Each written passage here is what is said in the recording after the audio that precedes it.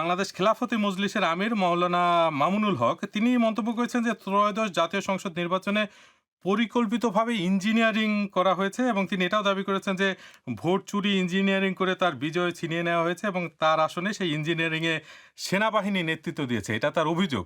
এই বিষয়ে আপনার কোনো বক্তব্য কি রয়েছে? আ আমি খুব ছোট করে বলি, যেহেতু নির্বাচন হয়ে গেছে, ২ মাস হয়ে গেছে এবং এগুলো নিয়ে আসলে এখন আর আলোচনার আ কোনো কারণ আমি দেখি না। বাট তবুও আপনি যেহেতু উত্থাপন করলেন, আ কয়েকটা কেন্দ্রে যেখানেই ভোট নিয়ে আ প্রশ্ন উঠেছে, সেই কেন্দ্রগুলোতে আ আমার প্রতিপক্ষ যার কথা বলছেন, তার বাহিনী দখল করতে চেষ্টা করেছিল। এরকম কিছু জায়গার ভিডিও অনেক বেরিয়েছে। either way জনগণের ভার্ডিক্ট চলে এসেছে। তাও আজকে না, ২ মাসের বেশি হয়ে গেছে এবং এখন আমরা সরকার পরিচালনার দায়িত্ব নিয়ে কাজ করছি। কিন্তু তিনি তো তার অভিযোগ মানে করেই যাচ্ছেন এবং তিনি যেটা বলতে চাচ্ছেন যে সে করে আপনাদের যেতেই দুজনের। পারেন। রাস্তাঘাটে অনেক পাগল অনেক কিছু চেঁচামেচি করতে থাকে। সেগুলো নিয়ে আমরা শুধু সারাক্ষণ কমেন্ট করতে থাকি। আমাদের কাজ কে করে দিয়ে যাবে? কিন্তু তিনি তো আপনার নির্বাচনের প্রতিদ্বন্দ্বী আসলে, এবং তিনি যেটা বলতে চাচ্ছেন যে মাত্র ২,৩২০ ভোটের ব্যবধানে আপনাদের মধ্যে জয়-পরাজয় নির্ধারিত হয়েছে এবং তার যেটা অভিযোগ যে ২,৩০০ ভোট যেগুলো বাতিল করা হয়েছে ওই আসনে, সেগুলো আসলে তার নিজের ছিল এবং তিনি নির্বাচন কমিশনেও এটা অভিযোগ করেছেন। তো এগেইন আপনি মানে আপনার সাথে ইন্টারভিউতেও আপনি যদি সেম জিনিসটা রিপিট করতে থাকেন, তাহলে ইন্টারভিউটাও আসলে একটু ওয়েস্ট অফ টাইম হয়ে যায়।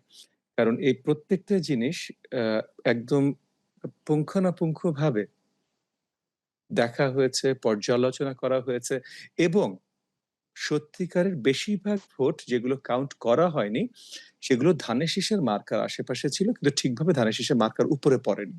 সো জোরাজুরি করলে যেই ভোটগুলো আসলে কাউন্ট করা যায়নি, ঠিকভাবে পড়েনি বলে, সেটার মানে ভাস্ট মেজরিটি অংশ ধানের শীষের মার্কার ভোট হয়তো ছিল।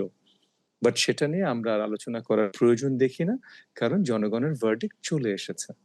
কিন্তু আপনি তো ধরেন নির্বাচনের ১০ দিন পর ২২ ফেব্রুয়ারি বলেছিলেন যে আপনি মামলা করবেন মামুনুল হকের বিরুদ্ধে। অভিযোগ হচ্ছে নির্বাচনের এটা কেন্দ্র দখল ও ভুল বিএনপি কথা। নেতাকর্মীদের উপর এই হামলা। কথা না, ভুল কথা। আমি যেটা বলেছিলাম, আবার আপনার জন্য আবার ব্যাখ্যা দিচ্ছি। আমি যেটা বলেছিলাম যে, যেসব নেতা-কর্মীর উপরে হামলা হয়েছে, তারা মামলা করতে চাইলে তাদের পুরোপুরি সহযোগিতা আমি করব এই মামলাগুলো করবার জন্য। কারণ অনেককে গুরুতরভাবে আহত করা হয়েছে এবং একজনের প্রাণহানিও হয়েছে। এবং তারপরে কি সেই পরিবারগুলো যারা হামলায় আহত হয়েছেন বা যার প্রাণহানি হয়েছে তারা কি মামলা করেছেন? তা দ্বারা তারা প্রতিকার খুঁজছেন। কিছু জায়গায় প্রতিকারে আমিও সহযোগিতা করেছি। কিছু জায়গায় তাদেরকে আর্থিকভাবে বা অনেকভাবে আমরা সহযোগিতা করতে চেষ্টা করেছি। কারণ এই ফ্যামিলিগুলো অনেকভাবেই, অনেকেই স্পেশালি একটা ফ্যামিলি যারা যেখানে প্রাণহানি হয়েছে, আ তাদের পাশেও আমরা দাঁড়াতে চেষ্টা করছি সবসময়। কিন্তু সেই যাদের কথা আপনি বলছেন তারা কোনো মামলা করেনি, আপনার জানা মতে? সেটা তো তাদের উপরে, আমি তো আর ফলো আপ করিনি। তবে আচ্ছা। অনেকগুলো জিডি বোধহয় ফাইলড হয়েছে।